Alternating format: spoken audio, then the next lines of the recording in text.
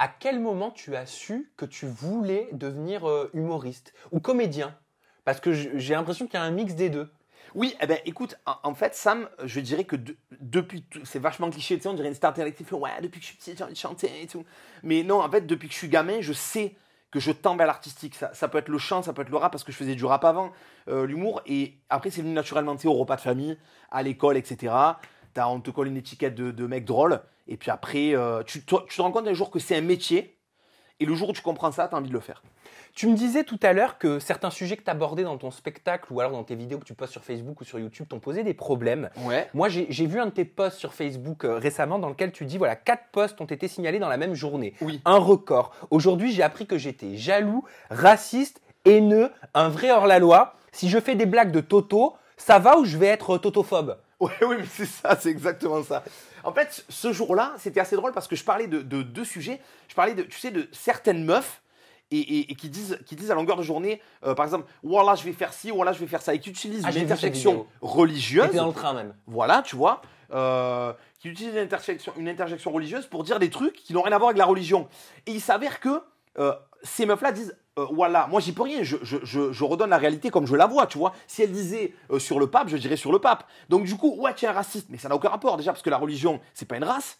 Tu vois, tu peux être musulman et tu peux être. Et ces gens-là sont pas musulmans. Quelqu'un qui dit oh là, je vais te niquer ta mère, il est absolument pas musulman, ça n'a aucun rapport, tu vois. Donc voilà. Et il y avait autre chose, tu m'as dit raciste et puis quoi Totophobe. Oui, ben oui.